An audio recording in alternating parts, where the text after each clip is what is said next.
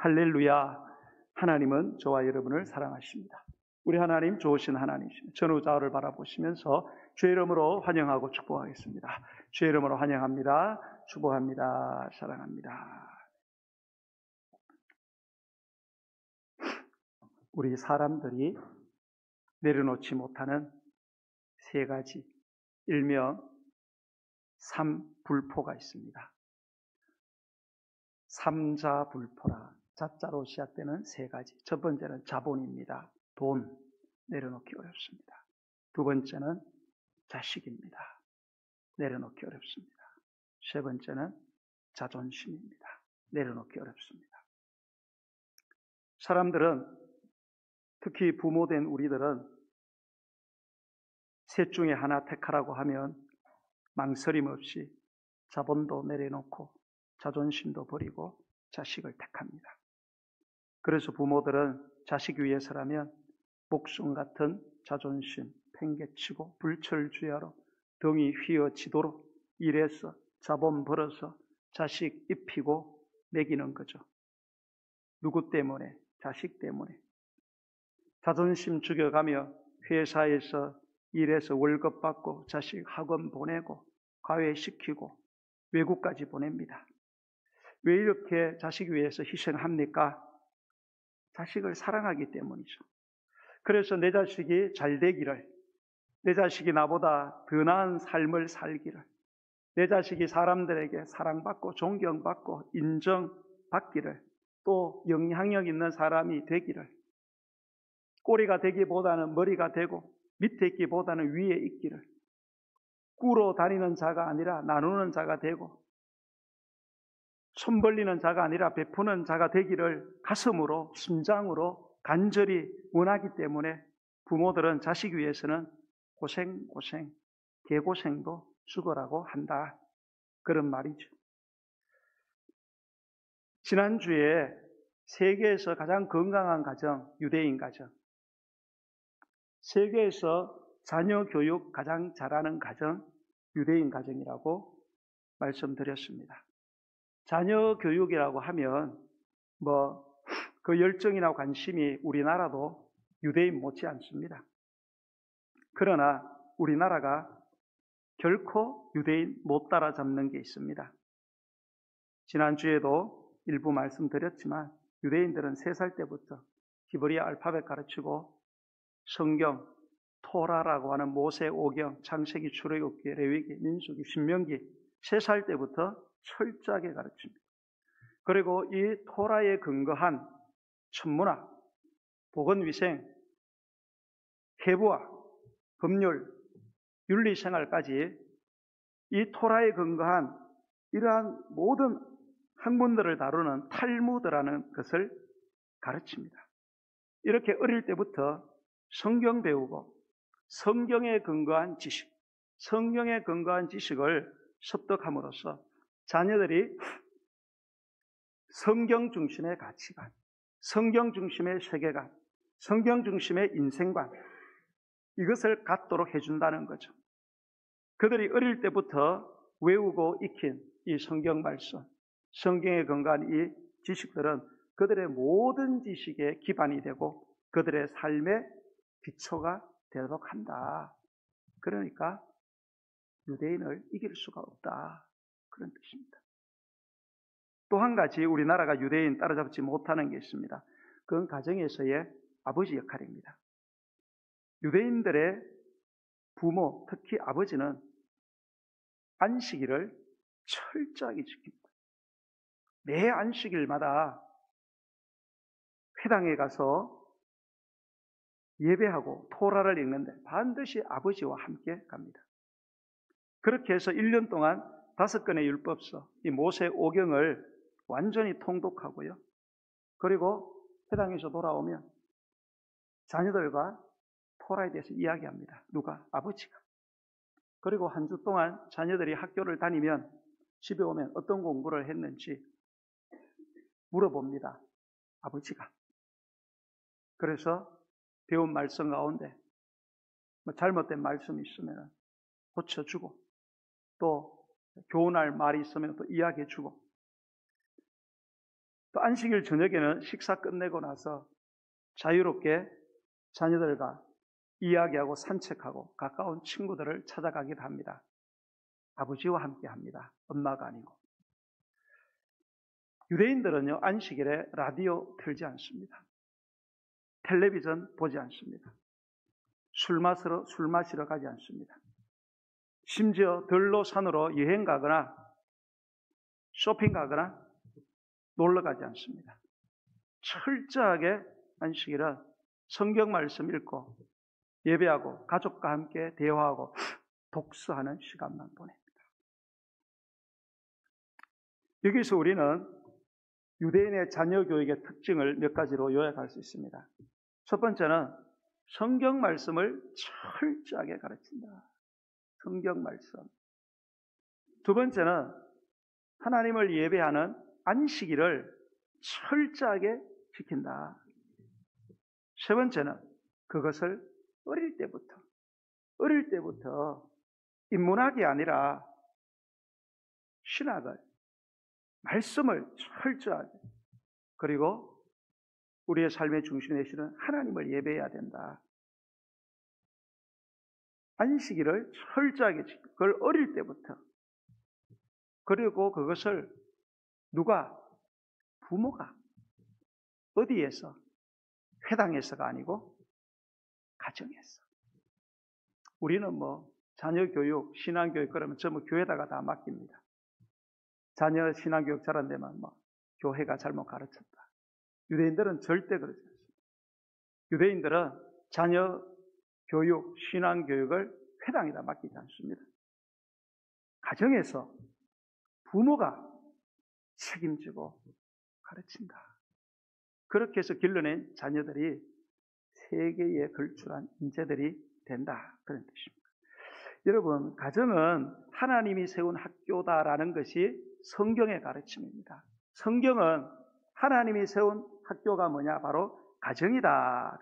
그리고 그 학교에 채용한 교사는 누구냐? 부모다. 이게 성경의 가르침입니다.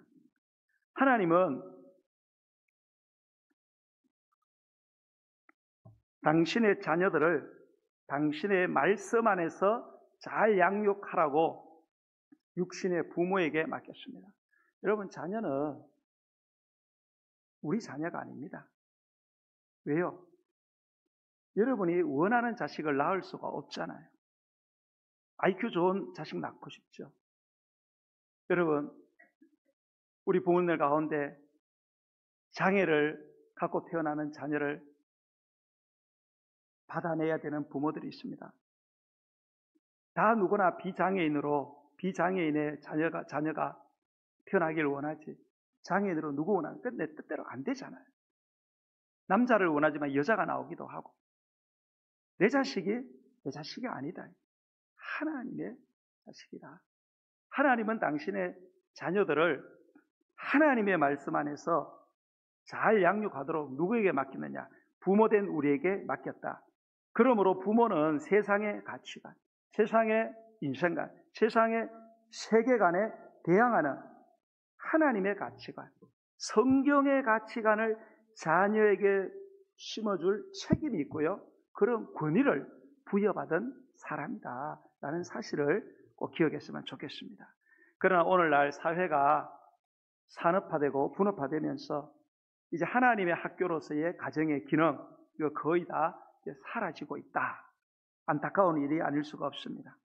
이제 오늘날 이 학교, 교육, 이 모든 것들은 전부 다 일반 학교에 다 그 이름을 합니다.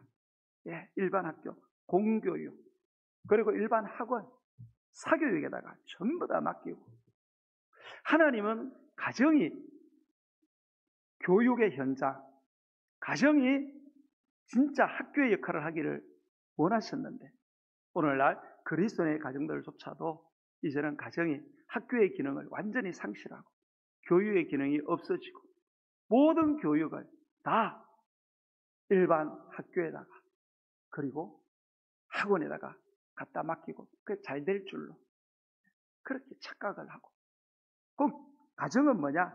그냥 와서 쉬고 밥 먹고 잠자고 가는 하숙집, 모텔, 그렇게 전락하고 말았다는 거예요.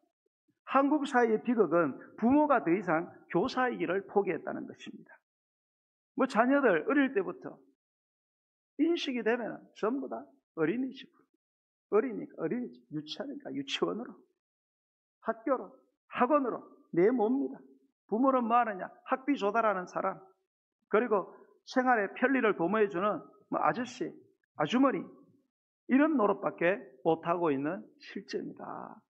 그 하나님의 뜻대로 우리 자녀들이 자라지 않기 때문에 우주 만물을 창조하고 인간의 나라와 민족의 흥망성쇠를 결정하는 하나님, 우리 인류 사회를 들었다 놨다 하시는, 죽이기도 하고 살리기도 하고 높이기도 하고 내리기도 하시고, 병들게도 하고 건강하기도 하시고 부하기도 하고 가난하게 하시는 하나님께 쓰임받는 사람이 나오기가 힘들다. 그런 뜻이 되겠습니다. 여러분, 하나님께서 우리에게 맡기신 이 존귀한 사명, 자녀들의 서성이 되어서 자녀들을 세상의 교육을 자꾸 시키려고 하지 말고 그걸 하지 말라는 것이 아니라 아이들에게 정말로 중요한 게 뭐냐? 우주 만물을 창조하시고 이 지구 역사의 흥망성쇠를 결정하시는 하나님. 그 하나님이 누구신가? 그 하나님은 우리에게 뭐라고 말씀하시는가? 이것을 자녀들에게 가르쳐야 되는 이 존귀한 사명을 학교의 선생님이나 학원의 선생님들이 가르칠 수는 없는 거 아닙니까? 이 사명을 절대로 넘겨줘서는 안 된다. 하나님이 세우신 이 학교인 가정에 있어서는 바로 부모된 우리가 이 일을 감당하면 하나님께서 반드시 제자된 우리 자녀들의 앞길을 열어주실 거라고 믿습니다. 제가 신대원 다니면서 첫 번째로 사역했던 교회가 상계동의 동일로 교회라는 곳입니다. 제가 가려고 한 건 아니고 그 담임 목사님 같은 고향에 있는 후배가 저하고 같은 친구여서 같은 대학원 다녔는데 제 허락도 없이 뭐 그 교회에서 부교육자 구한다 그래서 나를 거기에다가 주보에다가 다 올려놓고 설교하러 가라 그래서 체면 때문에 가서 설교하고 그러다 거기 가게 됐습니다. 가서 제가 청년부를 맡고 초등부를 맡았습니다. 그때 청년부 전임 사역자가 누구냐? 지금 워싱턴 장로교회를 담임하는 유억열 목사님이란 분입니다. 그 워싱턴 장로교회는 미국의 건강한 10대 교회 가운데 하나로 손꼽힌 그런 아주 유명한 교회입니다. 제가 동일로교회 갔을 때 그분이 유학을 준비하고 있었어요. 그래서 한 1년 반 정도를 저하고 같이 있었습니다. 이야기도 많이 하고 그랬는데 그분은 원래 결혼도 안 하려고 그랬어요. 나중에 늦게 의사인 사모님 만나서 나중에 결혼하고, 그분은 선교에만 자기 인생을 바치겠다 그런 분이었는데 그분은 영어를 잘했습니다. 외대 출신인데 대학원 다닐 때부터 삼성, LG 동시통역관을 했어요. 그래서 외국 가서도 박사학위를 3년 만에 땄습니다. 보통 5년 정도 걸리거든요. 워낙 영어를 잘해서 3년 만에 다 하고 우리 총신대학원에 설교학 교수로 왔습니다. 그렇게 해서 나중에 이제 미국의 워싱턴 장로교에 초청받아서 담임 목사로 갔는데 아주 교회를 아름답게 부흥시키고 또 미국 안에서도 그렇고 세계적으로도 이름난 교회가 되었어요. 이름이 난 그 이유 가운데 하나는 교회 자체도 건강한 게 있지만 그 미국의 오바마 정부가 들어서면서 그 자유주의 신앙이 들어왔습니다. 그래서 미국은 원래 청교도 신앙에 세워진 그런 거의 기독교 국가라고 할 수 있거든요. 지금도 기독교 인구가 70%, 80%입니다. 예. 그런데 오바마 대통령이 좀 진보적인 사상을 가진 사람이잖아요. 그래서 여러 가지 뭐 종교다원주의 이런 거 다른 종교에도 구원이 있다는 거 다 받아들이고 또 동성애 차별하면 안 된다 이래서 백악관으로 동성애자들 이렇게 초청해서 이렇게 잔치도 베풀고. 근데 문제는 뭐냐? 미국은 대통령이 이제 출범하잖아요. 그럼 반드시 목사가 와서 기도를 해주게 되어 있습니다. 그리고 상원, 하원 이제 개회할 때도 목사들을 불러서 반드시 축복 기도를 하게 되어 있습니다. 그런데 오바마 때부터 이제 변화가 있는데 그게 뭔가 아마 기도를 하긴 쫙 하는데 우리는 뒤에 예수님의 이름으로 기도합니다 이러잖아요. 그런데 오바마 때부터는 예수님의 이름으로 기도합니다를 못하게 했습니다. 왜? 차별하는 거라 이거예요. 예수를 안 믿는 사람도 있는데 예수님의 이름으로 기도한다 그러면 혐오감을 주기 때문에 예수님의 이름으로 기도하면 안 된다. 그래서 그 오바마 대통령 취임식 할 때 흑인 목사가 나와서 기도하는 거 여러분 유튜브 찾아보시면 나옵니다. 그 사람 마지막에 뭐라고 기도하느냐 딱 기도하고 이 모든 것을 브라만의 이름으로 부처의 이름으로 우주 만물에 있는 모든 신들의 이름으로 기도합니다. 아멘. 아멘도 아멘 안 하고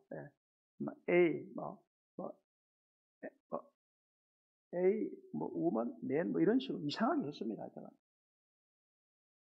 그 이후부터 다 그렇게 기도를 해야 돼요.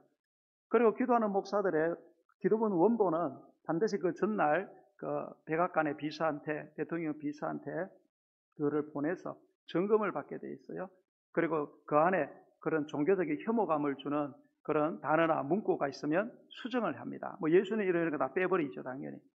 유은결 목사님한테도 한국인 최초로 이제 초청이 들어왔어요. 예, 와서 기도를 해달라. 그래서 기도문을 보내라, 비서실로. 안 보냈대요. 언제 보냈느냐? 예. 기도하기 전날 12시 1분 전에 보냈대요. 메일로. 예, 1분 전에. 어쨌든 법은 어기는 거 아니니까 1분 전에 메일로 보냈대요. 12시에 볼 리가 없잖아요. 그 비서가 그거를 확인을 못하고 그리고 당일에 가서 기도를 했답니다. 쫙 기도하는 미국을 축복하시고 신앙의 나라가 되게 달라. 그리고 그때 예수님의 이름으로 기도합니다. 그러니까 막 전적인 난리가 난 겁니다. 그리고 차를 타고 집으로 돌아가는데 수많은 전화들이 빗발쳤습니다. 목사님한테 전화를 받았는데 무슨 전화냐? 목사님의 용기에 너무 감사를 드립니다. 예수님의 이름으로 기도하는 목사님을 우리가 기다렸습니다. 그렇게 기도해 주셔서 너무 감사합니다. 한 사람도 왜 그렇게 기도했냐라고 전화한 사람 없었다고 합니다. 전부 다 그렇게 기도해 주셔서 너무 감사합니다. 또 한 번은 하원인가 상원인가 그 개회할 때도 초청받았습니다. 초청받아 갔을 때도 사회를 보는 그분이 목사님을 가만히 부르더니 뒤로 데리고 가더래요. 목사님, 오늘도 기도할 때 예수님의 이름으로 기도합니다라고 기도해 주실 거죠? 그래더래요. 그래서 그렇게 기도했다고. 그러면서 미국 전역을 강탈을 하고 그렇게 큰 영향력을 그렇게 끼쳤습니다. 이분이 얼마 전에 한국에 가서 CTS에서 간증하는 거를 제가 봤어요. 네, 간증하는 거를 봤는데 거기에서 저하고 한 1년 반 있으면서 많은 이야기 했는데 그때는 그런 소리 안 하더니 거기에서는 이야기를 하시는 게 있었어요. 굉장히 감동을 받았어요. 그게 뭐냐? 부모님에 대한 이야기였어요. 자기 부모님에 대한 이야기. 자기가 어떻게 해서 이렇게 하나님의 나라에 자기는 자기가 생각해도 하나님께 이게 쓰임받을 사람이 아닌데 어떻게 하나님께서 이렇게 나를 귀하게 써주시는가 늘 감사한데 그게 늘 부모님께 감사하다는 거예요. 자신의 부모님들은 일자무식하다는 거예요. 아무것도 못 배우고 초등학교도 못 나오고 엄마 아버지가 다 무식하다. 그런데 부모님들이 어릴 때부터 배운 거는 없었지만 네가 하나님 안에서 말씀대로 네가 어떻게 살아야 된다. 어떻게 하나님을 섬겨야 되고 뭐는 해야 되고 뭐는 하지 말아야 되고 인간관계에서 이렇게 해야 되고 이렇게 하지 말아야 되는 것을 분명하게 앉혀놓고 엄격하게 반드시 너는 이렇게 살아야 된다. 이렇게 하나님 섬기고 사람을 대해야 된다. 그런 거를 1번부터 5번까지 쫙 이야기하면서 그거를 가르쳤다는 거예요. 그러면서 자기 아버지는 진짜 일자무식인데 자기도 이해를 못하는 게 자기한테 뭐를 하겠냐. 네가 하나님께 귀하게 쓰임받으려면 반드시 영어를 해야 된다. 그 촌, 경북 의성이거든요. 고향이. 그런데 아무것도 모르는 그 아버지가 그 아들에게 너 반드시 영어를 능숙하게 해야 하나님이 너를 크게 사용하십니다. 그래서 자기 어릴 때부터 영어를 미친 듯이 배웠다. 외국인들 만나면 무조건 따라가가지고 질문을 하고, 예. 그렇게 해서 외대를 가고 그래서 했는데 그 아버지 어머니의 그런 교훈, 신앙의 교훈이 있었기 때문에 오늘날 내가 있게 되었다. 여러분 보세요. 한번 찾아보세요. 네, 시티에서 유응열, 류입니다. 유가 아니고 류응열 치시면 나옵니다. 그분 인상이 참 좋거든요. 저도 인상이 만만치 않은데 같은 동일로 교회 있을 때 그 목사님이 나보다 설교 더 잘한다는 소리는 동일교에서 못 들어봤어요. 제가 설교 더 잘하는 소리 더 많이 들은 것 같은데 나는 이 모양이고 왜 그분은 세계적인 목사가 되었을까? 많이 생각해 봅니다.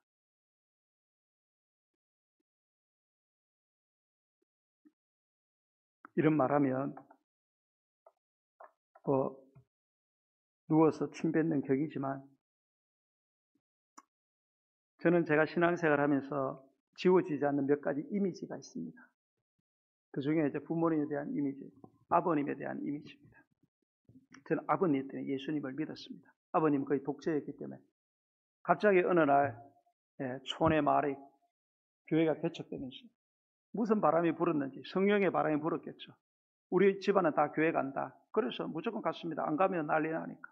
그래서 예수님을 믿었습니다. 참으로 고마운 일이죠. 그리고 우리 아버님은 술 좋아하시고 노름 좋아하시고 옛날에 사업하고 망하고 안 좋은 건 다 하시고 이러다가 예수 믿고 천사처럼 변했습니다. 3년 동안 정말로 세상에 평화가 찾아왔습니다. 그런데 어느 날 마을의 이장 되시더니 사람 만나고 그래서 또 술을 드시고 이러면서 옛날로 다시 돌아갔습니다. 그리고 신앙생활을 하는데 그때에 시골에 해병대 출신의 전도사님이 오셨어요. 오토바이 타시다가 사고 나서 팔 하나 잘려나간 전도사님이 계신 성격이 발발합니다. 그분하고 신앙적인 갈등을 느꼈습니다. 그런데 우리 아버님도 옛날에 태권도 사단 맨날 싸움 좋아하시고 그분하고 어떤 신앙적인 갈등이 있습니다. 헌금통을 교회 안에 헌금통이 있었는데요. 헌금통을 들고 집어던지는 걸 제가 봤습니다.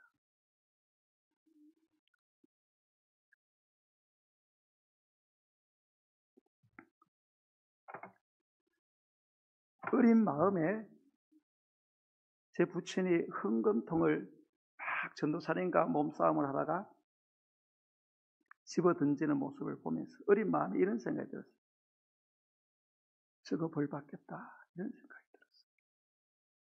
저거 벌 받겠다. 또 하나, 나는 절대로 저렇게 안 산다. 나는 절대로 저렇게 신앙생활하지 말아야지. 이 두 가지가 제 뇌리에 딱 박혔습니다. 저거 벌 받겠다. 나는 저렇게는 안 산다.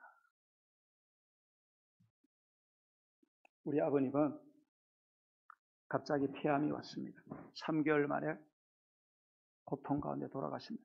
우리는 아들 7에 딸 하나입니다. 돌아가실 때 자식 얼굴 한 명도 못 보고 돌아가셨습니다. 마음이 아프죠. 그러나 감사한 것은 저희 어머님이죠.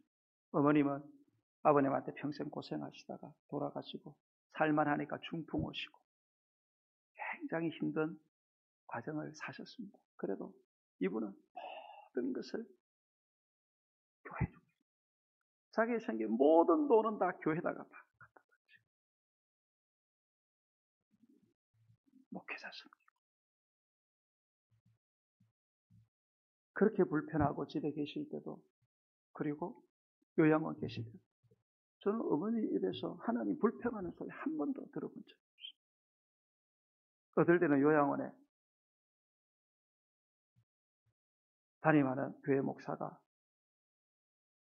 잘 찾아오지 않을 때도 어머니, 목사님 이렇게 자주 못 오니까 속상하지 않냐고. 아유, 그런 것 너무 감사합니다. 그런 어머니의 믿음 때문에 그래도 우리 칠형제 가운데 목사도 저 포함해서 2명, 장로도 2, 권사도 여러, 안수집사도, 집사 같지 않은 잡사도 한 몇 명 있고, 그거는 어머님의 그런 신앙 때문이 아닌가 그런 생각을 해봅니다. 여러분, 하나님이 세운 학교, 가정의 스승은 누구냐? 바로 부모된 우리다라는 사실을 꼭 기억했으면 좋겠습니다. 여러분, 오늘 본문의 말씀을 한번 보시기 바랍니다. 한번 읽어보겠습니다. 시작. 아들들아, 아비의 훈계를 들으며 명철을 얻기에 주의하라. 내가 선한 도리를 너희에게 전하노니 내 법을 떠나지 말라. 나도 내 아버지에게 아들이었으며 내 어머니 보기에 유약한 외아들이었노라. 아버지가 내게 가르쳐 이르기를 내 말을 내 마음에 두라. 내 명령을 지키라. 그리하면 살리라. 아멘. 여러분, 우리 자녀를 살려야 되지 않겠습니까? 어떻게 살립니까? 하나님이 세운 학교 가정에서 하나님의 말씀을 우리 자녀들이 들을 수 있도록 가르치고 명철을 얻기 위해서 집중할 수 있도록 하나님의 선한 도리를 전하고 하나님의 말씀을 마음에 새겨야 된다. 귀로 듣지 말고 마음에 새겨야 된다. 명령을 지켜라. 그러면 산다.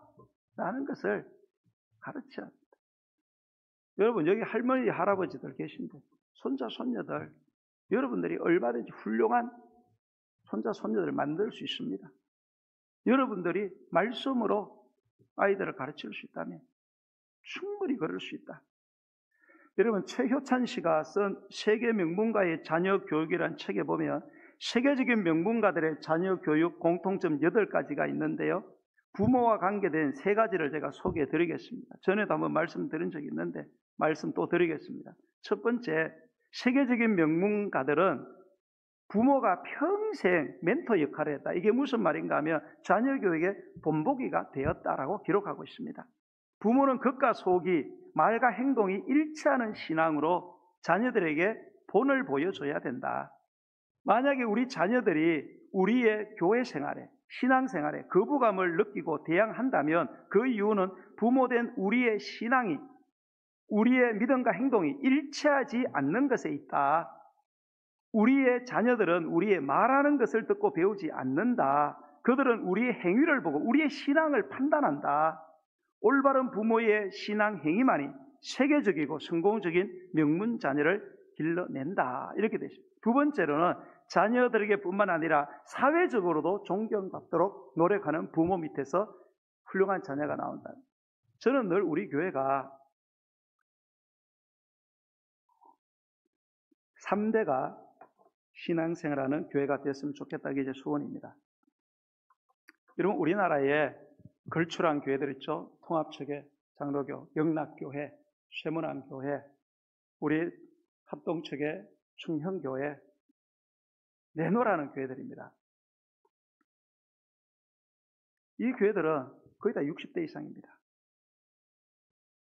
우리나라 기독교 역사 제1세대를 일구어내었던 엄청난 하나님의 축복을 받은 그런 세대들만 남았고 자녀들은 70%가 다 빠져나갔습니다. 한 30% 정도, 20, 30%만 해서 썰렁합니다. 한 20, 30년 후에는 곧 문 닫아야 될 지경이 온다. 왜 자녀들이 떠나냐 이거예요, 교회를. 여러분, 자녀들이 왜 교회를 떠나는지 아십니까?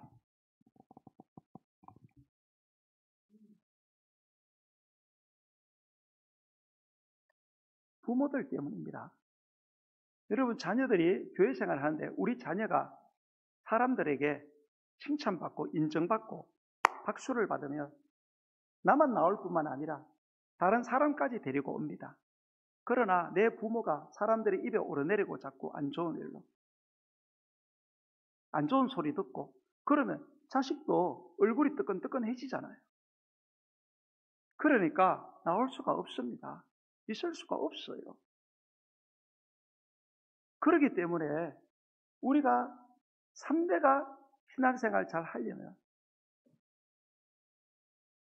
기성세대가, 부모 세대가 어째든지 가정에서뿐만 아니라 교회 안에서도 사람들에게 인정받고 사랑받고 칭찬받고, 야, 어느 집사님, 어느 권사님, 어느 장로님 너무너무 훌륭하다. 막 가슴이 감동이 된다. 이러면은 자식들이 자긍심을 가지고 얼마나 더 교회 안에서 정착을 하겠습니까? 그런 특징이 있더라. 세 번째로는 자녀가 혼자 공부하는 습관을 들이도록 했다. 이게 부모와 관련된 세 가지였습니다.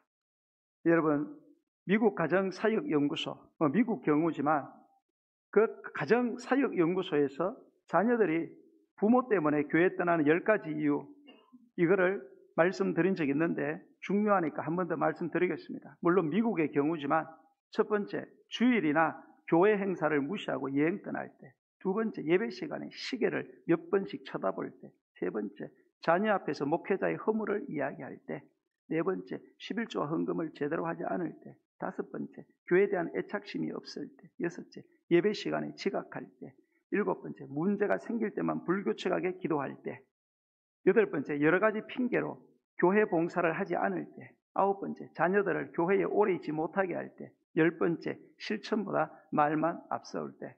여러분 참조하시면 도움이 되겠다 생각합니다. PPT 하나 좀 잠깐 보고 말씀을 마무리하도록 하겠습니다. 한번 띄워보세요. 이게 성경에 나오는 아담에서 노아, 노아에서 아브라함까지. 자, 인류 역사의 시조는 아담입니다. 그리고 여러분 노아를 아실 거예요. 홍수. 그리고 유대인의 조상 아브라함. 노아는 아담의 10대 손. 아브라함은 아담의 20대 손입니다. 10대 10대로 딱 나누어졌는데요. 노후 홍수를 통해서 유대인들이 어떻게 해서 세계적인 민족이 되는가? 어떻게 해서 부모들이 이 스승으로서의 역할을 잘 감당했는가를 한번 간략하게 보여드리겠습니다. 다 읽지 못하고요. 보시면 여러분 아담은 인류의 시조입니다. 130셋을 놓고요. 아담은 그 7대 손 에녹은 365살이 일찍 죽었어요. 죽은 게 아니죠. 하늘 날아가서 근데 에녹의 그 성처는 못 봤습니다. 그런데 이 사람은 자기의 9대손 라멕, 노아의 아버지예요. 노아의 아버지까지 살았어요. 이 사람은. 그래서 노아 아버지하고는 56년간 같이 살았습니다. 그러면서 이 사람은 어쨌든 자기 아들 셋부터 노아의 아버지 그 9대손 라멕까지 같이 살면서 뭡니까? 창세기에 있는 일들을 다 이야기했다 이거예요. 창세기에 천지 창조로부터 시작해가지고 전부 다 이거를 사탄에 대해서, 영생에 대해서, 이거 원역사라 그러거든요. 원역사, 인간의 원래 역사, 근본 역사, 근원 역사, 이 원역사에 대해서 전부 다 노아 바로 앞에 노아 아버지 때까지 살면서 했다. 넘겨보세요. 셋이 2대손입니다. 아담과 800년 살았어요. 아버지 죽음 목격했고요. 이 사람은 자기의 아담의 7대손 에녹의 성천을 받습니다. 그러나 이 사람이 죽고 난 뒤에 14년 뒤에 노아가 태어나서 이 사람은 노아는 보지 못했습니다. 넘기세요. 자, 에노스 3대입니다.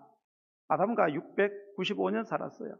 이 사람은 노아하고 같이 살았던 사람입니다. 노아와 84년 살았어요. 에녹의 성천 받고요. 이때 공식적인 예배가 드려졌다. 넘겨보고요. 4대가 게난입니다. 아담과 605년 살았습니다. 노아와 179년 살았습니다. 10대 손 노아와 에녹의 성천을 본 사람입니다. 자, 넘기고 마할랄레. 이 사람 아담과 535년 살았어요. 노아와도 234년 살았습니다. 에녹의 성천을 봤습니다. 넘기고요. 자, 야렛입니다. 6대 손입니다. 아담 이래로 뭡니까? 최장수죠.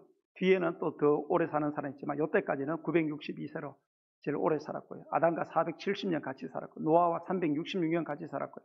에녹의 성천을 봤습니다. 넘기고요. 자, 에녹, 우리가 잘 아는 7대손 에녹이죠. 네, 하나님의 심판 노아 홍수를 내다보고 이 사람은 300년을 하나님과 동행하며 살다가 죽음 보지 않고 1년 365일 네, 성천했습니다. 아담과 308년 살았습니다. 이 사람은 일찍 죽어서 노아와 만나지는 못했습니다. 넘기시고요. 8대손 머두셀라입니다. 네, 969세 가장 오래 산 사람, 인류 역사 가운데 969세. 예, 이 사람은 아담과 243년 살았습니다. 예, 에녹의 성천을 목격했고요. 노아하고 600년을 같이 살았습니다. 그러니까 노아 600년에 홍수가 일어나거든요. 홍수 나는 날에 그가 죽습니다. 예, 696년에 그가 죽고 그때가 성경에 보면 노아가 600세였다 그랬습니다. 그러니까 이 머두셀라의 장수, 이 머두셀라가 그가 죽으면 심판이 온다 그런 뜻이거든요. 머두셀라가 예, 그가 죽으면 심판이 온다. 그가 죽는 969세에 정말로 노아의 심판이 왔습니다. 그러니까 하나님은 969년을 기다린 거죠. 1000년 동안을 기다렸다. 하나님의 그런 오래 참으심. 넘기시고요. 라멕입니다. 9대 노아의 아버지입니다. 노아의 아버지. 노아 홍수 5년 전에 777년 죽었어요. 자기 아버지 머두셀라보다 먼저 죽었죠. 예, 이 사람은 에녹하고 113년, 노아하고 595년을 같이 살았고, 네, 아담과는 560년. 그러니까 아담은 이 노아의 아버지 라멕 때까지 살았습니다. 예, 얼마나 많이 창세기에 대한 이야기를 했겠어요. 네, 넘기시고요. 그 다음에가 이제 노아입니다. 10대손. 네, 600세의 홍수 심판이 있었습니다. 그때 할아버지 머두셀라가 696세로 죽습니다. 왜? 아버지의 이름이 뭐예요? 할아버지의 이름이 그가 죽으면 세상이 심판이 온다라는 뜻이에요. 예. 그리고 노아가 홍수가 600세에 났으니까 350년 더 살다 950세에 살았습니다. 홍수 심판으로 세상이 완전히 새롭게 되었거든요. 완전히 변해버렸습니다. 그래서 제2의 인류의 조상이 됩니다. 그래서 홍수 후에는 원역사, 인간의 근원적인 역사, 창세기 1장에서 11장까지 원역사가 없어지고 새로운 역사가 시작됩니다. 그리고 이 사람이 노아가 놀랍게도 아브라함과 58년을 같이 살았습니다. 아브라함과. 그러니까 아브라함은 노아에게 엄청난 영향을 받았겠죠. 자, 넘기시고요. 그다음에 노아부터 노아 홍수에서 아브라함까지를 보겠습니다. 자, 넘기면 그 다음에가 이제 그 셈이죠. 셈함 야벤이 셈이잖아요. 그래서 이 셈은 보면 아브라함보다 뭡니까? 35년을 더 살았어요. 그러니까 아브라함보다 더 오래 살았어요. 셈은요. 그 아브라함은 175년 살았죠. 이삭하고는 110년 살았고 야곱은 50살까지 같이 살았습니다. 네. 그리고 이때에 뭡니까? 바벨탑 심판, 홍수에 이런 것들을 셈은 경험을 했습니다. 네. 넘기시고요. 12대는 아르박삿. 이 사람도 노아와 살았고 아브라함과 148년, 이삭하고 48년 살았습니다. 넘기시고 13대 셀라, 정조부 노아와 313년, 아브라함보다 3년 더 살았어요. 아브라함이 175세 죽었어요. 175년 동안 아브라함과 같이 소통했다라고 봐야 되죠. 이삭하고 78년, 야곱하고 18년 넘기시고 14대 에벨입니다. 에벨, 노아와 283년을 같이 살았고 아브라함보다 64년 더 장수했어요. 그러니까 175년 같이 살았다. 그래서 이삭하고는 139년, 야곱하고는 79년. 그래서 이 에벨 때 바벨탑 배교 운동이 진행이 시작되었습니다. 그래서 이 에벨의 경건한 자손들은 신앙직에서 유브라데 강을 건너서 뭡니까? 에볼라 왕국을 세웁니다. 유브라데 강을 건너다 이 말이 뭔가 하면 히브리 그런 뜻입니다.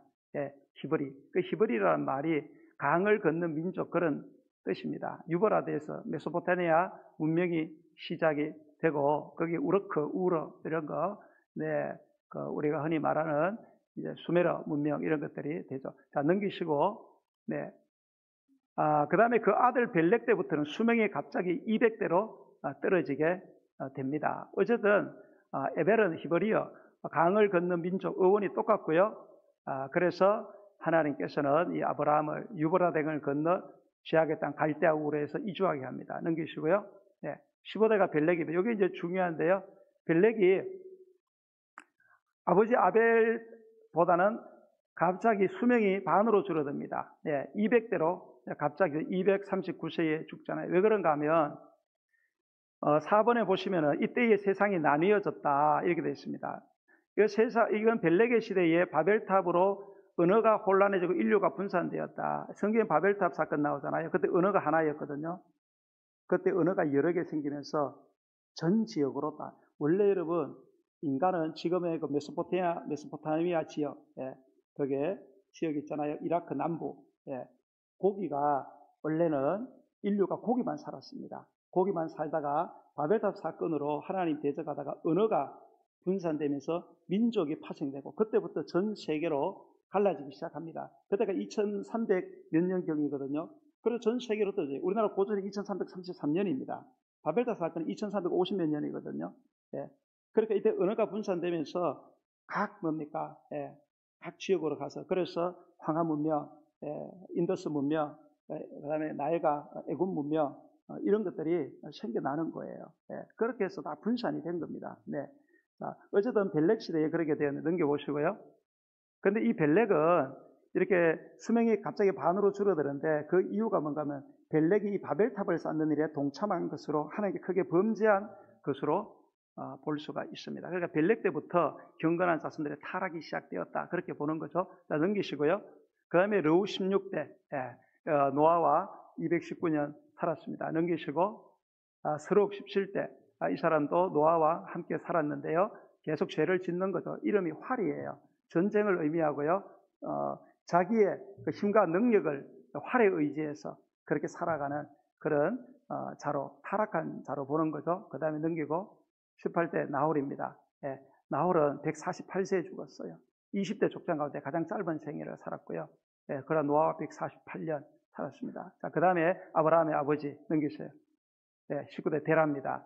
데라, 이 사람은 성경에 보면 우상 숭배자였다고 되어 있어요. 갈대아 우러, 그 메소포타미아 문명 그 지역에서 그때 다신교였거든요. 역사적으로 보면 우상을 숭배하는 우상 만드는 자였어요.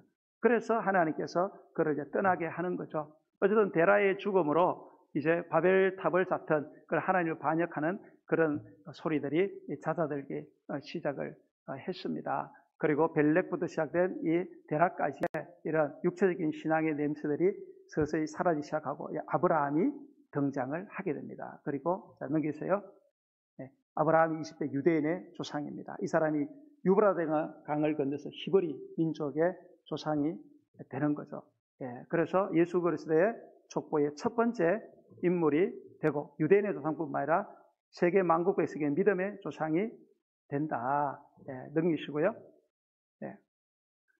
그래서 노아 이후 그 10명의 족장 가운데 아브라함보다 나중에 죽은 셈, 그죠? 노아의 아들 셈이 아브라함보다 더 오래 살았어요. 셀라도 그렇고, 에벨도 그렇고. 그러니까 이 모든 사람에게서 아브라함은 영향을 받았다. 노아를 경험했고, 그 다음에 뭡니까? 그 노아의 아들 셈, 그 뒤에 셀라, 에벨, 이런 사람들, 이런 사람들하고 아브라함은 다 신앙의 소통을 했다. 이렇게 보는 것입니다. 이것을 그의 아들 뭡니까? 이삭 그리고 그 손자 야곱에게 그렇게 분명히 전해줬을 것이다. 아담은 홍수 이전에 그 노아의 아버지 라멕에게 그리고 그 아버지 무두셀라에게 분명히 이 창세기 사건을 끊임없이 이야기를 해줬을 것이다. 그리고 노아는 이 사실을 누구한테서 자기 아버지보다 더 오래 살은 할아버지 무두셀라에게 이런 창세기의 사건, 인류의 모든 근원에 대해서 완벽하게 전해 들었을 것이고 심판 이후에는 이 사실을 그의 아들 셈이 아브라함에 이르기까지 계속해서 전승을 하고 그리고 이 인류의 제2조상이었던 노아의 신앙은 중간에 벨렉부터 15대부터 19대까지 타락했지만 아브라함 시대에 하나님께서 뭡니까? 회복을 시켜서 유대인의 조상을 삼으시고 그리고 그 조금 전에 모든 민족이 세계로 다 흩어졌을 때 유대인들을 통해서 온 세상을 이제 변화시키기로 계획을 했다. 제가 이 말씀을 왜 보여드리는가 하면, 왜 이런 동시대에 살았던 사람들에 대한 제가 이야기를 하는가 하면, 유대인들은 이런 식으로 성경의 진리를 철저하게 자녀들에게 이거를 계승을 했다는 거예요. 철저하게 이거를 계승을 해서, 그래서 유대인의 조상인 아브라함까지, 그리고 아브라함은 그 전통을 받아서 지금까지 유대인들에게 계승하고 있다. 그러니까 천지 만물을 창조하시고 이 지구를 창조하고 나라의 흥망성쇠와 인간의 길흉하복을 결정하는 하나님을 그들이 어릴 때부터 말씀을 통해서 배우고 거기에 그들이 헌신하기 때문에 세계적인 민족이 될 수밖에 없다.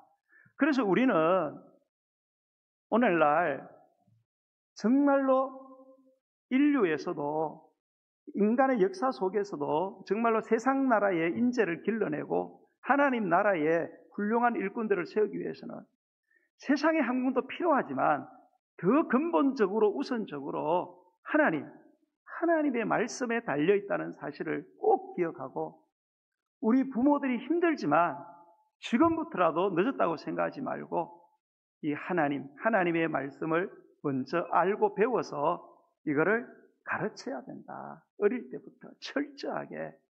그래서 하나님의 귀한 복을 받아 누리는 저와 여러분, 우리 하늘교회 성도들이 다 되시기를 예수님의 이름으로 간절히 축원드립니다. 우리 찬양 드리면서 준비하신 예물을 하나님께 드리겠습니다. 200장 찬양 드리겠습니다.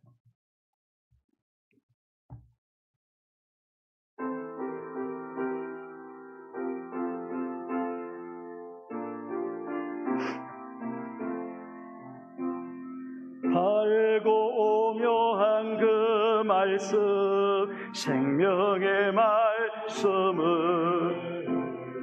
귀한 그 말씀 지시로 생명의 말씀이 나의 길을 밝게 보여주네. 아름답고 귀한 말씀, 생명샘이로다. 아름답고 귀한 말씀, 생명샘이로다. 귀한 주님의 말씀은 내 노래 되도다. 모든 사람을 살리는 생명의 말씀을 값도 없이 받아 생명길을 가네. 아름답고 귀한 말씀, 생명샘이로다. 아름답고 귀한 말씀, 생명샘이로다. 널리 울려 퍼지는 생명의 말씀은 마음의 용서와 평안을 골고루 주나니. 다만 예수 말씀 듣고 복을 받네. 아름답고 귀한 말씀, 생명샘이로다. 아름답고 귀한 말씀, 생명샘이로. 아름답고 귀한 말씀, 아름답고 귀한 말씀, 생명샘이로다. 아름답고 귀한 말씀, 생명샘이로다. 오늘 이 시간 우리 스승의 주일을 맞이해서 제자되고 자녀된 우리 자식들을 생각하면서, 하나님, 성경에도 1만 스승은 있는데 한 사람의 아비는 없다. 이런 말을 했습니다. 이 말이 무엇입니까? 일만 스승이 우리의 자녀의 스승이 아니라 한 부모가 자녀의 진정한 스승이라는 말씀이 아니겠습니까? 오늘 우리가 잠언의 말씀을 통해서 정말로 하나님의 백성들이 어떻게 부모가 되어서 자녀들에게 스승이 되어야 되는가? 어릴 때부터 우주 만물 창조하시고 인간의 생사복을 주관하신 하나님의 말씀, 하나님을 예배하는 날, 그 놀라운 일을 어릴 때부터 교회에 맡기고 학교에 맡기는 것이 아니라 가정에서 하나님이 교사로 채용한 우리 부모가 정말로 믿음의 사람으로 살아가기를 원합니다. 그래서 우리가 그 일을 하면 하나님이 나서셔서 우리의 자녀를 책임지는, 하나님이 불기둥 구름기둥으로 인도하는 놀라운 일을 목격하기만 하면 되는 이런 놀라운 축복의 가정이 되기를 원합니다. 하나님이 세운 학교 가정에서 이 귀한 하나님의 말씀을 가르치는 귀한 사명을, 말씀을 내가 배우고 가르치고 내 삶으로 증명해내서 우리의 자녀들이 하나님이 사용하시는 세상의 인재, 하나님의 나라의 존귀한 일꾼, 1등 공신 주님 되게 하여 주시고, 우리 교회 안에서도 우리 자녀 가운데 인류에 쓰임받는 선한 영향력을 끼칠 수 있는 그러한 아버지 하나님의 자녀들이 나타나게 하여 주시옵소서. 위대한 사업가가 나타나고 신학자가 나타나고 경제학자, 군사 전략가, 예술인, 그리고 교육자들이 나타날 수 있도록, 아버지 목회자가 생겨날 수 있도록 하나님 역사하여 주시옵소서. 우리 주의 이름 부르고 기도하겠습니다. 주여, 주여, 주여. 할렐루야. 만물을 창조하시고 우리의 생사복과 인생의 모든 만물을 좌지우지하시는 하나님, 아버지 하나님, 하나님이야말로 우리 인생의 근본이시요 우리 생명의 뿌림을 믿습니다. 아버지 하나님, 오늘도 잠언의 말씀을 통하여 하나님의